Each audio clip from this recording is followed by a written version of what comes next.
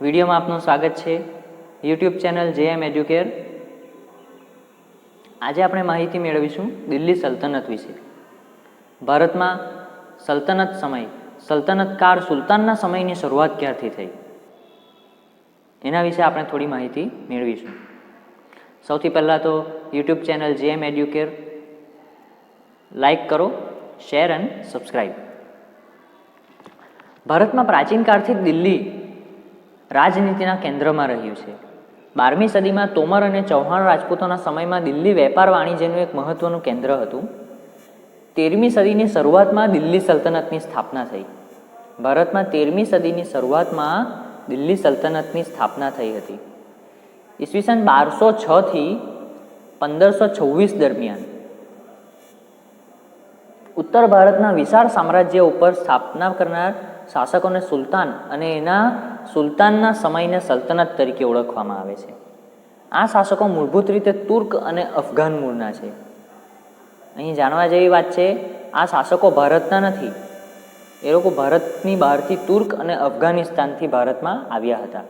આ 350 વર્ષ દરમિયાન દિલ્હી સલ્તનતમાં કુલ 5 વંશોએ સત્તા ભોગવી, જેમાં ગુલામ વંશ, ખિલજી વંશ, તુગલક વંશ, સૈયદ વંશ અને લોદી વંશનો સમાવેશ થાય છે.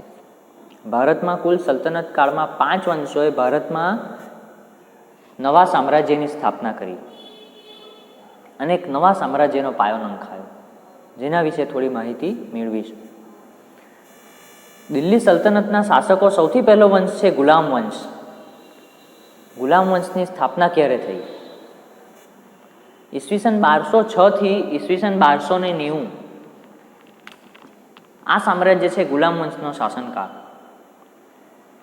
ભારતમાં સૌથી છેલ્લો હિન્દુ રાજા પૃથ્વીરાજ ચૌહાણને મુહમ્મદ ઘોરીએ હાર આપી.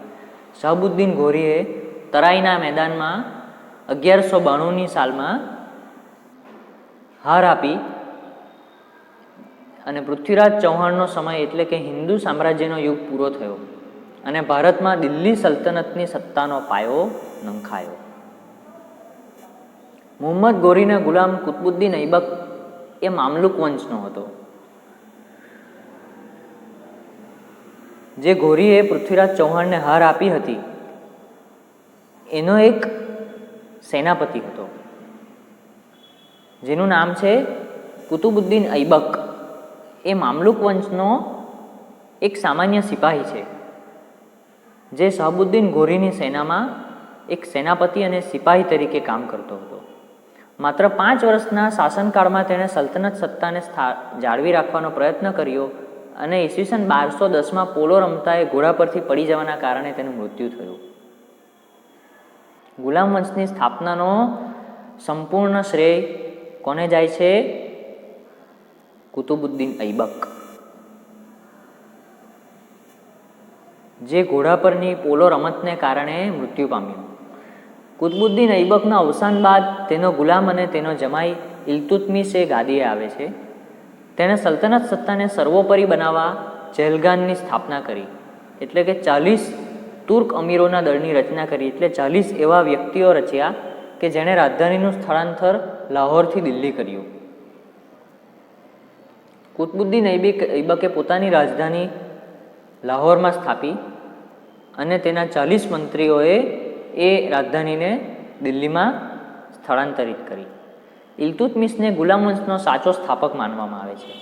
પોતાના એક પણ પુત્રને સુલતાન બનાવવા તેણે યોગ્ય ન સમજ્યા, પણ અહીં એક ક્રાંતિકારી પરિવર્તન આવ્યું. અહીં જાણવા જેવી વાત એ છે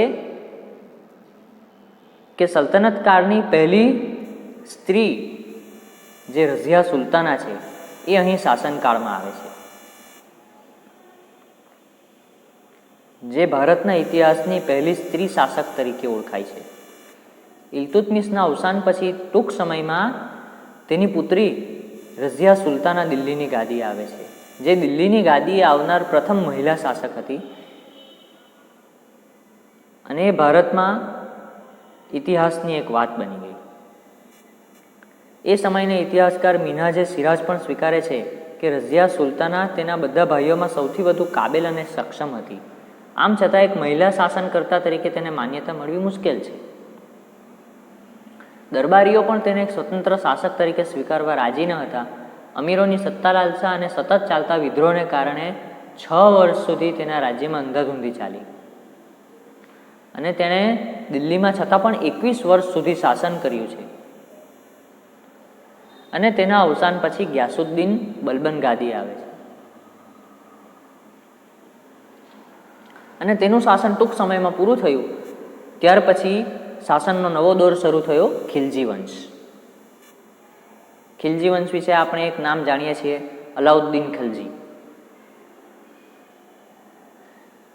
1290 થી 1320ના સમય દરમિયાન જલાલુદ્દીન ખલજીથી તેના શાસનની શરૂઆત થઈ અને જલાલુદ્દીનના 6 વર્ષના શાસન બાદ દિલ્હીની ગાદીએ મહત્વાકાંક્ષી સુલતાન અલાઉદ્દીન આવ્યો, જેનું નામ આપણે ઇતિહાસમાં વારંવાર સાંભળતા આવ્યા છીએ. તેણે ઉત્તર ભારત, ગુજરાત અને દક્ષિણ ભારત પર વિજય પ્રાપ્ત કરી સામ્રાજ્યનો વિસ્તાર કર્યો. દિલ્હીમાં સેનાની શરૂઆત કરી. તેણે સૈન્યના ઘોડા અને સૈનિકોની વિશિષ્ટ ઓળખ માટે દાગ અને ચહેરા પદ્ધતિ શરૂઆત કરી. તેના રાજ્યમાં તેના સૈનિકોને અલગ અલગ ઓળખાણ આપવા માટે તેણે ડ્રેસ કોડ દાખલ કર્યો. આ ઉપરાંત ભાવ નિયમન, બજાર નિયંત્રણ અને સંગ્રહખોરી નિયમન જેવા વહીવટી સુધારા પણ કર્યા. અને અલાઉદ્દીન ખલજીના અવસાન બાદ રાજ્યમાં ફરી પાછી અંધાધૂંધી આવી અને એક નવું સામ્રાજ્ય શરૂ થયું, તુઘલક વંશ.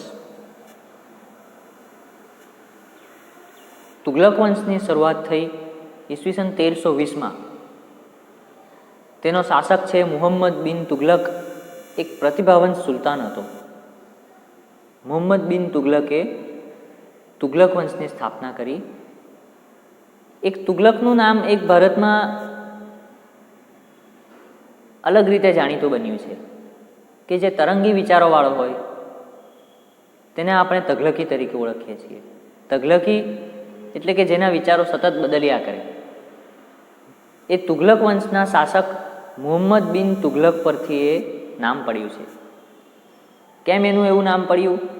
એનું પણ એક કારણ છે કે જેનું રાજધાનીનું સ્થળ કાયમ બદલ્યા કરે. દૌલતાબાદથી દિલ્હી અને દિલ્હીથી દૌલતાબાદ. એણે પોતાના શાસનકાળ દરમિયાન પોતાની રાજધાની ઘણી બધી જગ્યાએ ટ્રાન્સફર કરી, પોતાની રાજધાની ઘણી બધી જગ્યાએ બદલ કરી છે, જેને લીધે એના શાસનકાળમાં થોડીક અવ્યવસ્થા આવી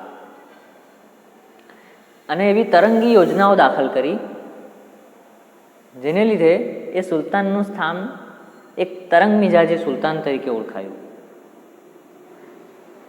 મોહમ્મદ તુઘલકના સમયમાં આફ્રિકન મુસાફર ઇબ્ન બતુતા ભારતની મુલાકાતે આવ્યો. આફ્રિકાના મોરોક્કો નામના દેશમાંથી એક મુસાફર આવ્યો હતો. એનું નામ છે ઇબ્ન બતુતા. તેણે એ તુઘલક વંશના સામ્રાજ્યની ખૂબ સારી બાબતો પણ નોંધી છે.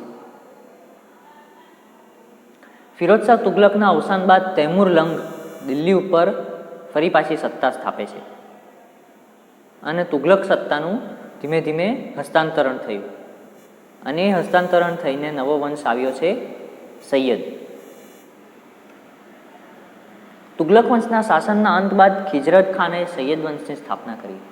સૈયદ વંશ બાદ બહલોલ એ લોદી વંશની સ્થાપના કરે છે. એ લોદી વંશનો છેલ્લો શાહ ઇબ્રાહિમ લોદી.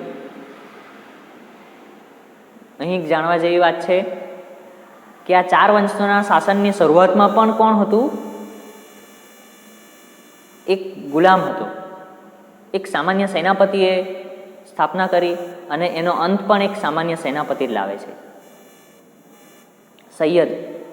સૈયદ ઇબ્રાહિમ લોદી એ પણ પોતે રાજા નથી, એક સામાન્ય સિપાહી છે કે જેણે પોતાના શક્તિશાળી સામ્રાજ્યની સ્થાપના પોતાના બળ ઉપર કરી.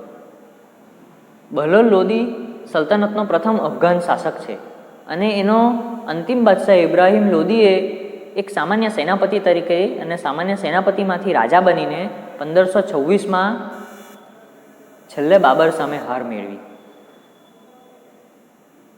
અને ત્યાર પછી ભારતમાં મુઘલ સામ્રાજ્યની શરૂઆત